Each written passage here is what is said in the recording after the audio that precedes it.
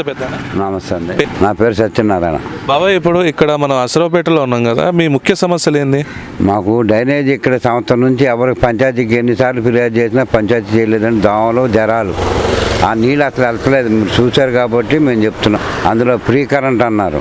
Free current కొంతమందికి వచ్చింది, కొంతమందికి రాలేదు. 110%కే వచ్చింది. గ్యాస్ అన్నారు, గ్యాస్ ఇంకేదో అకౌంట్లు అంటున్నారు, అది అన్నారు, ఇది అన్నారు. నెలను తిరిగినా అది అవ్వట్లేదు. పైనుంచి ఆర్డర్ రావాలి, గ్యాస్ ఇవ్వాలన్నారు. ఇదండి మాకు ఈ 3 పరిస్థితులు. కరెంట్ మట్టికి ఫుల్గా తీసేస్తున్నాడండి. నైట్ అసలు ఉండట్లేదు. నిన్న 14 సార్లు తీసారండి కరెంటు. పావుగంట ఉండటం తీసేయటం, పావుగంట ఉండటం తీసేయటం. మాకు ఈ ప్రభుత్వం వచ్చినాక ఇది ఇలాగే ఉంది. ఈ 3 సమస్యలు మాకు. మీకు రేషన్ బియ్యం వస్తుందండి? రేషన్ కార్డు ఉందండి. రేషన్ బియ్యం ఇస్తున్నారా? ఇస్తున్నారండి. కోవిడ్ వ్యాక్సిన్ వేసుకున్నారా? వేసుకున్నాం. ఎవరు ఇచ్చారు ఈ 2? గవర్నమెంట్ ఇచ్చిందండి. ఏ గవర్నమెంట్ ఇచ్చింది? ఏ గవర్నమెంట్ ఇచ్చింది? అదేలేండి, మనకు తెలియదు. మోడీ ఇచ్చింది.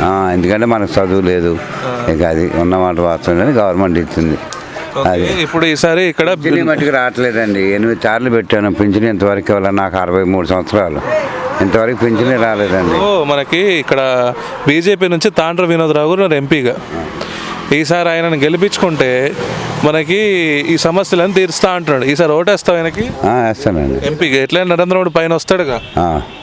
పైన వస్తాడా? వస్తాడండి ఆయన. ఈసారి ఓటేస్తావు మరి వినోద్రావుకి?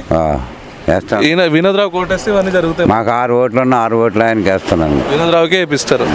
ఏం గుర్తు? కమలం గుర్తు. ఏం గుర్తు? కమలం గుర్తు అండి. కమలం గుర్తుకి వేస్తావు. ఈ సమస్యలన్నీ తీర్పిచ్చే బాధ్యత వినోద్రావు గారు తీసుకుంటారు. అవునండి. ఓకే, సరేనా? ఓకేనండి. వేపిస్తారా మరి ఆయనకి? వేపిస్తాను. నా 6 ఓట్లు ఆయనకే పడతాయండి మావి. థ్యాంక్ యూ అండి.